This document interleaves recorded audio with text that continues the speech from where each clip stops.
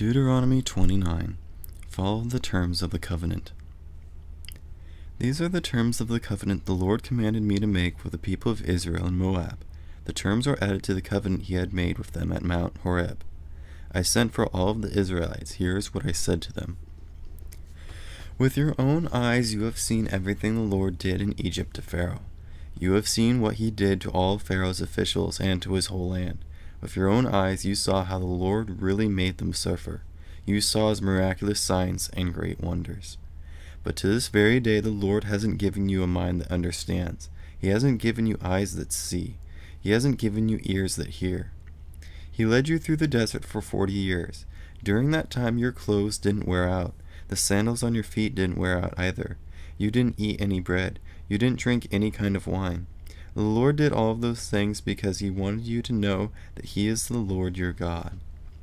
When we got here, Sihon and Og came out to fight against us. Sihon was the king of Heshbon, and Og was the king of Bashan. But we won the battle over them. We took their land. We gave it to the tribes of Reuben and Gad and half of the tribe of Manasseh as their share. Be careful to obey the terms of this covenant.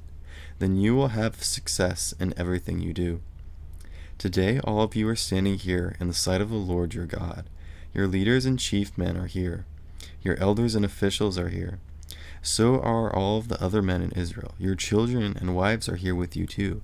So are the outsiders who are living in your camps. They chop your wood and carry your water. All of you are standing here in order to enter into the covenant with the Lord your God.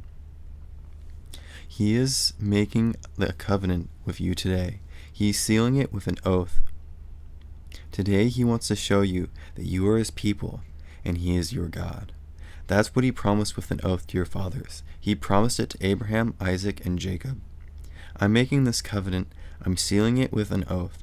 I'm not making it only with you who are standing here with us today in the sight of the Lord our God.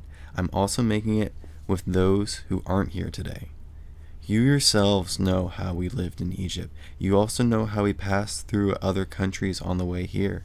You saw the statues of their gods that were made out of wood, stone, silver, and gold. The Lord hates those statues.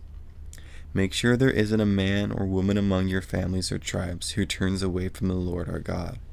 No one must worship the gods of those nations. Make sure that kind of worship doesn't spread like bitter poison through your whole community.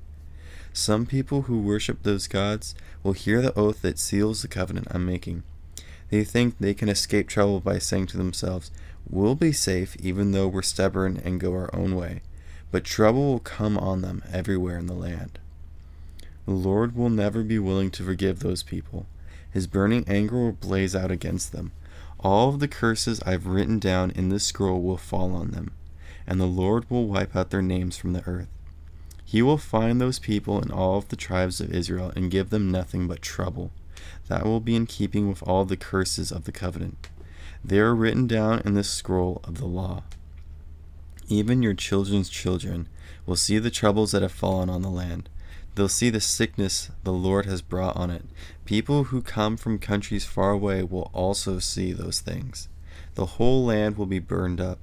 Nothing but salt and sulfur will be left. Nothing will be planted there. Nothing will grow there. In fact, nothing will even start to grow there. The land will be like Sodom, Gomorrah, Admah, and Zeboim after they were destroyed. The Lord wiped out those cities because he was very angry. All of the nations will ask, "Why has the Lord done this to the land? What could have made him so very angry?" And they will hear the answer, "It's because the people who are living there have broken the covenant of the Lord. He's the God of their parents. He made that covenant with them when he brought them out of Egypt. They went off and worshipped other gods. They bowed down to them. They hadn't known anything about those gods before. The Lord hadn't given those gods to them, so the Lord's anger burned against the land. He brought it on all of the curses that were written down in the scroll. The Lord's anger blazed out against his people, so he pulled them up out of their land. He threw them into another land, and that's where they are now. The Lord our God keeps certain things hidden, but he makes other things known to us and our children forever. He does it so we can obey all of the words of his law.